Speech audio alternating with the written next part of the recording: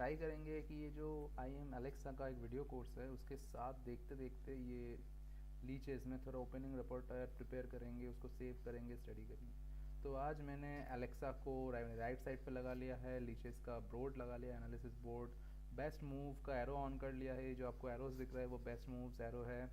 तो इसके ऊपर मैं थोड़ा देखूंगा कि कैसे मैं अपना ओपनिंग इम्प्रूव कर सकता हूँ।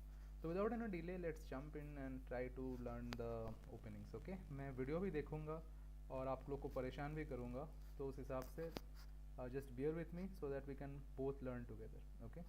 Don't you feel like dealing with some openings requires more precision than performing brain surgery? So, Is this how your Alexa opponents will feel when you play the Jobava London? Here we have the starting position, and one of the most common mistakes below 1500 is knight to c6, where white simply goes knight b5.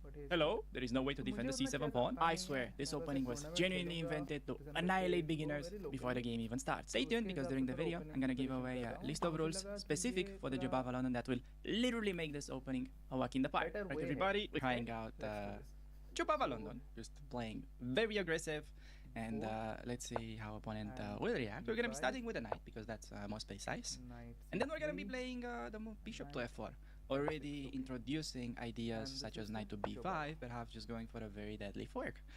And oh my, this is actually so interesting because opponent just played one of the most common moves for this rating range, which yeah, mind me, this is actually a big blunder. How is that a big blunder, you may be wondering? Well, if you've been paying attention, I just mentioned that knight to b5 is a huge threat. And before, let's say if you were to play knight b5, he at least has knight to a6 in order to defend. Now that the knight is already committed there, that's no longer a thing. You're gonna play knight to b5, targeting c7 for the second time, and oh man, you're gonna be getting so many funny moves in this position, you have no idea. And there we have one of them. A6. I mean, just look at these guys. Like, the knight and the bishop are just better than peanut butter and jelly. This is how nicely these two guys are combined. And okay, move 5, we'll literally start the game with an extra rook. I mean, that is not a bad start to say the least. And okay, this is still very important because you have no idea how many low-rated players will still mess the situation up. Okay, that happens for a number of reasons. I don't know. First of all, one of the biggest mistakes that you can be making in this type of scenario is, okay, you take the rook and then you feel मैं इसको और continue नहीं करूँगा, इसका बकर बकर ख़त्म हो जाएगा, तो ये नेक्स्ट गेम जो क्या दिखाता है उसमें देखूँगा। बेसिकली इसमें जो हमको पता लगा कि ये जो मूव है नाइट b5 के बाद, ये जो वाला जो मूव है नाइट c6, उसके बाद जो नाइट b5 है उससे उसका रुक जाएगा ही जाएगा, कुछ नहीं कर सकते आप। भले ये वाला मूव धकेल दो, this is one of the best moves that is getting suggested, ठीक है, बट फिर भी देख लेते हैं क्या होता है। e5, bishop e5, night e5, d5, a6, night c3, d4, e into f6, e into c3, queen d8 check. And this is still positive +6 for white. इसका कंटिन्यूएशन हम लोग बाद में कभी देखेंगे, बट या this is the best approach that could have happened, but वहाँ पे जाना नहीं है। बेसिकली ये नाइट c6 खेलेंगे तो हम लोग ज़रूर जीत जाएंगे, ठीक है, आगे continue. like, all right, I took the rook, but then my knight is kind of in trouble. How am I gonna be rescuing this knight?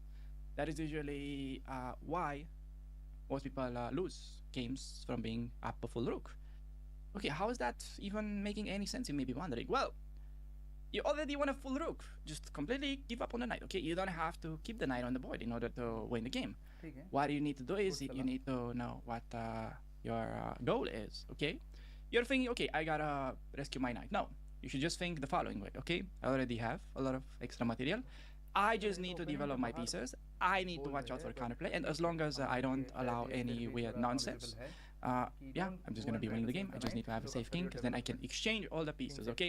That is in a nutshell how this goes. It is very important that you know what you want to do in certain situations. Okay, needless to say. So, you remember, you just develop your pieces. Knight goes out, okay, he plays e5, it's making me a pretty tempting offer. I'm gonna take. Okay, technically, taking with a pawn is a better move. I want you to forget about it. I want you to prioritize trading pieces. Okay, check, force a knight trade, take with a bishop, keep a simple pawn structure, and then we just want to do e3, bishop e2, get castled. Okay, plays 98. That's not gonna stop me. And really, I want you to completely ignore the black king that is on d7, because another very common mistake that people make in this situation, they feel like, oh, king is on d7, I need to checkmate immediately. This is like literally how low rated players think while they see this position. It's basically just like a bull that sees the red color. Okay, you're just, oh, I gotta run, I gotta be dumb. No, you see the king on d7, you're chill. You know, like the king is stuck there forever. They just lost the right to castle. The king is now basically, because it's a middle game, it's moving like a snail. You know, it's gonna take him like 5 days to travel 1 square. The king is very slow. You just need to finish development, then you attack it. You're just gonna recapture, ready to castle. Okay, bishop to b7. I can try and make a desperate effort to save the knight. No, we ignore it. You can have the knight. I got the rook and pawn. Who's gonna be better out of this situation? So, okay. Now, we pretty much finished development. Now we need to look for pawn breaks. Okay, we have extra exchange, but the exchange can be highlighted only if we have open files. So, look for a good move in this position, trying to activate the rook. And in case you're paying attention, a4 is great. Trying to open up the rook, hitting the pawn. Oh, he just pushed. Clever guy. What next? The same. Try to open up a file. He has no way to stop this from happening. And we see a trade, now we got a file. Oops. Rook is going to be activating using this path, okay? You have also free pawn that you can take on a6. His king is there, it's weak, it's vulnerable. It's just a completely naked king sitting in like the center of the town here on d7, just kind of exposed. Okay, now that development has been finished, king is safe. Rule number 1, have your king safe. Then you can go attack. Okay, queen takes on g7 can win the rook. No, that should be a good move. No, you gotta pay attention. I covers that. I got you with that. Pay attention, please. I know how beginner brain works. Gonna activate the rooks. And then, still, you wanna be careful. Rook c7 looks very tempting, but the knight still covers that. Now the queen too.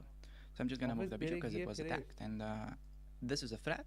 This is also a threat. Why? Because I was getting rid of the main defender of g7. And now that the knight moved, this becomes available.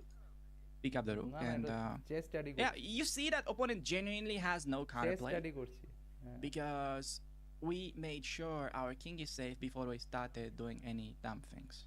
Okay, rooks are gonna double up on the open file, very important, simple fundamental rule. And we just wanna infiltrate by using 7 okay, with rook to c7, that's gonna be the crusher move. That just ends the game pretty soon. Remember, rook on the 7th rank is usually the best square for the rook. He's just basically now putting the enemy king under house arrest. There's nowhere to go. We can see all of his pieces. I can take him on a bishop if we want, but yeah, take the knight, I guess. Check him. There is check 2. There is bishop d7. There is bishop take. So he's gonna do that, and in the meantime, the kind of only worry is not to get flagged, which should be kind of doable since the king is going on a pretty deep journey. I mean, almost looks like the king is going to visit Titanic right now. I know maybe a joke that you guys may not like, but he went all the way down there. You see, and boom, it happens. We get a checkmate. So, okay, main takeaway: you play the Jobava. If he does knight c6, okay, he already lost on move 3. How insane is that? You can get a winning position as early on move 3 if he plays a very standard move, okay? You have to understand like the psychology of why your opponents will be making this mistake constantly, okay? Everybody that just starts chess gets introduced to this concept of, okay, you gotta develop knights before bishops. So, guess what? They develop knights. Too bad the rule was not working in this case, and there you have knight b5, just completely winning. Okay, we play knight b5, but still, a lot of people would go wrong after winning the rook, because then, you know, they see the king on d7, they just start, you know, acting like a dog. You know how dogs are, like, very excited when they see you. I mean, for no particular reason, but just because you're there, they're like, you know, very energized, and they want to, like, jump on you and do all these kind of nice things that dogs do, besides pooping everywhere. Okay, you're just gonna relax. You gotta get your cat brain turned on. You know how cats are, like, very relaxed, and they only come to you when they need something. I'm a cat lover. I have like 3 cats at home, but yeah, just wanna be a cat. Give up on the knight. Okay, the knight is not worthy enough. You make sure you play e3, c3. These are important moves. Just to get rid of any counterplay. Develop your pieces, get castle. You have a pretty easy position. So, with that being said, I think we can move on to the following game. Quick pause to let you know that today is the last day on a sale for the Caro Concourse, which now you can get for only 20 bucks. It is one of my biggest projects, which took me nearly 1,000 hours of work. And in case you don't like it, you can get your money back in the first 30 days guaranteed. Now, back into the video. In mind, against this, against specifically, or little Jobava London. He plays c6. All right, how nice. We get the Slav defense. Slav defense is usually very common against the Jobava London just because it's stopping knight b5 while also being kind of like a useful move, and already very important that you watch out for the move order because the Jobava London seems very easy, but in fact there are just a few things that you need to like really master within the first like 5 moves that can really set up you right for the future. Otherwise, you make a mistake here, and your game can pretty much be ruined in a way that you're not gonna be getting the type of positions that you want. Such a mistake would be knight f3, which is like really a playable variation in case you're looking to go for knight e5 lines. But if you are specifically looking for opening bishop f5 with f3, then you should start with e3, which is my main recommendation and usually what most people really love to play as white. Okay, that's in case he plays bishop f5. He could very much just play e6, play with a bad bishop. What do I know? I have no idea what Mr. Latrine Water would be up to. Maybe he just plays g6. He could do many things. Based on his following few moves, we're gonna get a very clear idea on how this game is about to go. The bishop lands on f5, you just do f3. Okay, you do that, and then we just start pushing pawns. We're just literally hunting down this bishop. I mean, like it was Halloween. Trick or treating him. h5. Do you have a candy for me? Can I eat that bishop? He plays h5, aggressive. This is the kind of neighbor that just does not even open the door. Fine. Best move. We're gonna go d5. We're going to the next house, attacking the knight. Goes knight to d7. This is very important stuff. Okay. Now that you go for this pawn push, okay, what's next? Well, next up we just want to get developed. But you don't want to simply play queen d2 long castle. That would not be ultra efficient. You want to start with bishop d3. Okay. Creating big positional threat of taking on g6, just creating a huge weakness that opponent will really have a hard time defending.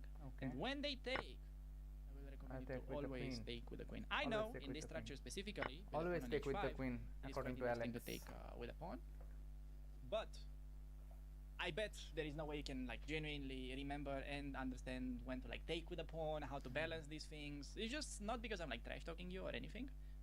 It's just kind of really tricky to pick up on these details. So for simplicity's sake, I recommend you always take with the queen in the Jobava London when you have these pawns like this pushed.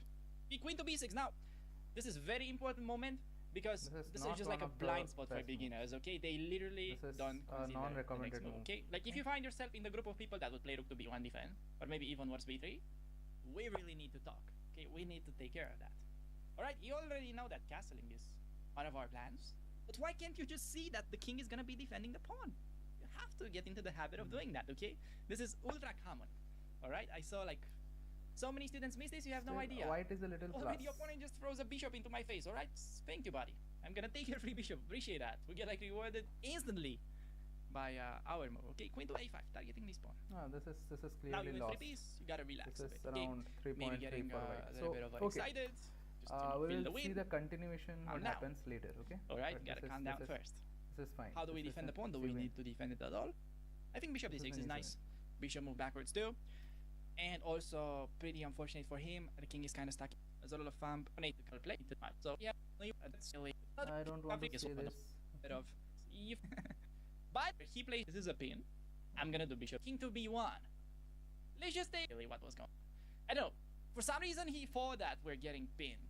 But I don't know really what was going on. And by the way, just because I like you, let's just take a scenario where he plays g6. Okay. We go king to b1. And now he thinks, okay, this is a pin.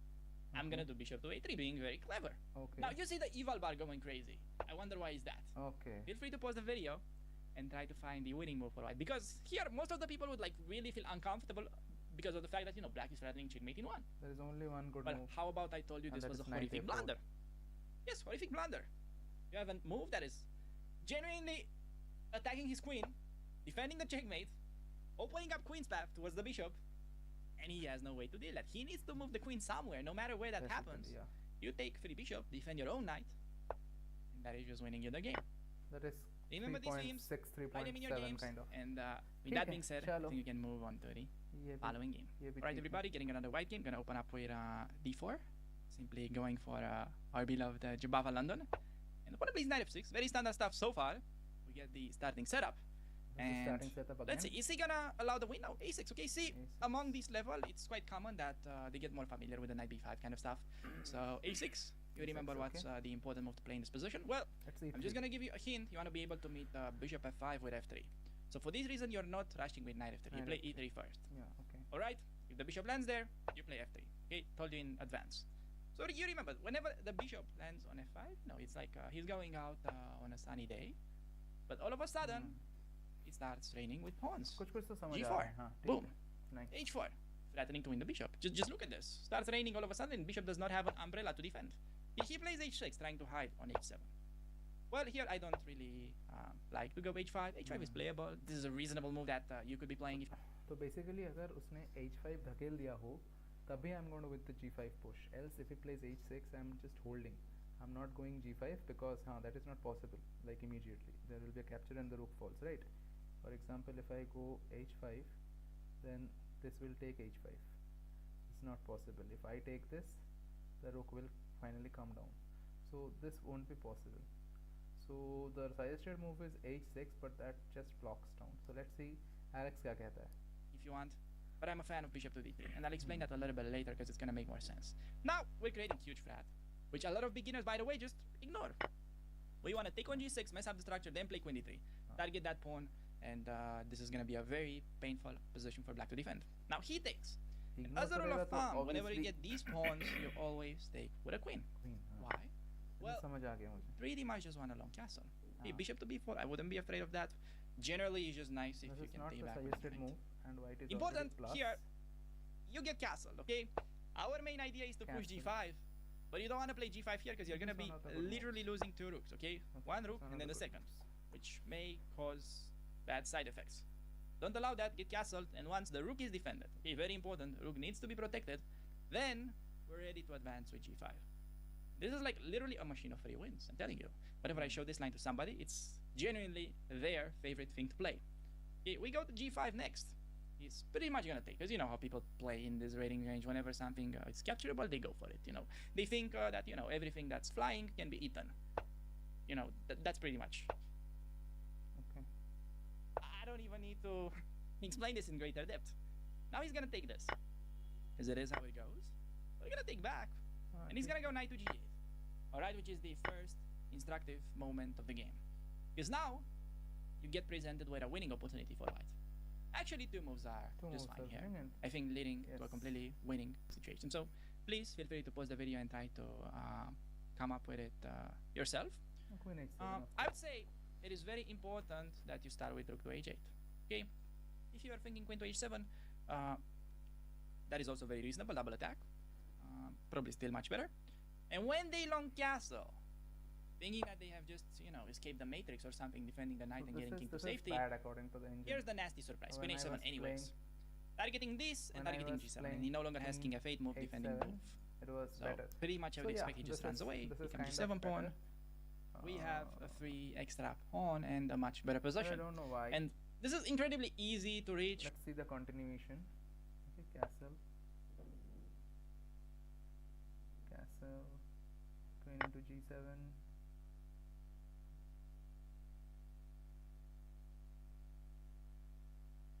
Let's go here, queen into g7, and let's go till the end. So yeah, it's basically, if you play with utmost accuracy, it's gonna be a win, else it's never gonna be a win. Okay, so utmost accuracy has to come. And what if I play rook h8? Rook h8, castle, queen h7, and let's go here. Let's see. The advantage is lost. Let's advantage load, and let's click here. But it's with very accurate play. It's with very accurate play. There is chances. But yeah, that's a huge advantage. And if you are on less on time, आप convert कर ही लोगे. तो ठीक है, इतना तो समझ आ गया है. Let me go back to the opening line and let's. In kind of like any rating range below 1700. Quickly, let's go. So you can have games just yet put it and be this actually to not keep your other pre-practice. Even up this moving it instead You know, why does my English have to try some kind of perpetuate some sort of checks? Like this can hope for it, try to, and I just gotta be a little bit careful. Okay, this is coming, I see it coming. There is still 91, but I wanna be extra safe. You want to spend a lot of you get free.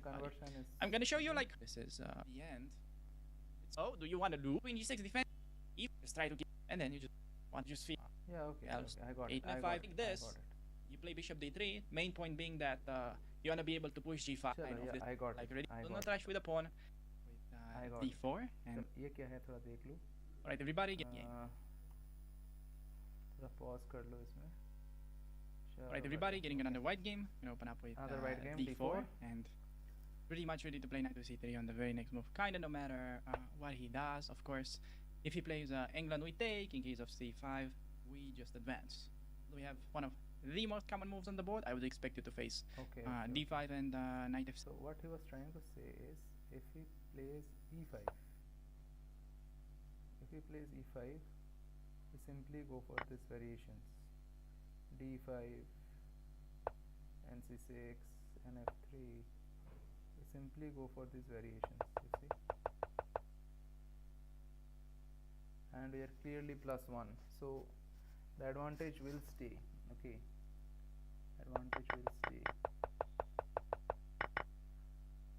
Yes, it's very accurately you have to play, but the advantage will stay. So d4, e5 we capture, and what if 6 the most on the first moves, and what if he does d4 on c5? Then the best move is to push forward, and there is less plus, but there is advantage. Okay, there is advantage of 0.6, and but this comes with very accurate play, you know, very accurate play.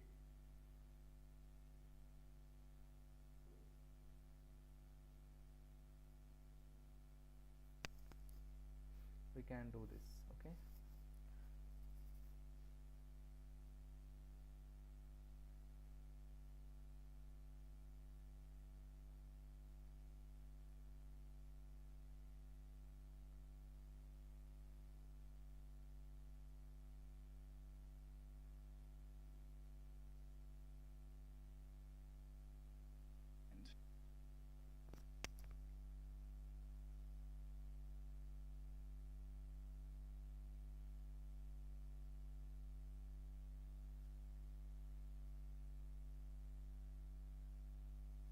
Okay, so that's a different thing. Let's not go there. It doesn't really matter. Let's go for this simple d4, d5, and we are going with a different line nc3. But that's fine. That it could have been different. To be honest, because they will very likely transpose into each other, which is like really the beauty of playing the Jobava London. You're just kind of restricting your opponent's options, and you just get this kind of typical gameplay that you can utilize against a variety of setups. Okay, enough with the talk. But let's play some chess. Bishop f4, starting position. The opening knight f6 is transposing to one of the main positions of the variation, where I recommend you hop with the knight. But we get a very interesting scenario because opponent plays bishop to d6. Now, big question here to answer. He's attacking my bishop. How should we react? Now, if you think to play something like bishop to g3, I would actually reward you with a wooden spoon, because that's a reasonable move. Okay, that is very okay if we were playing the normal London, meaning c3, not knight.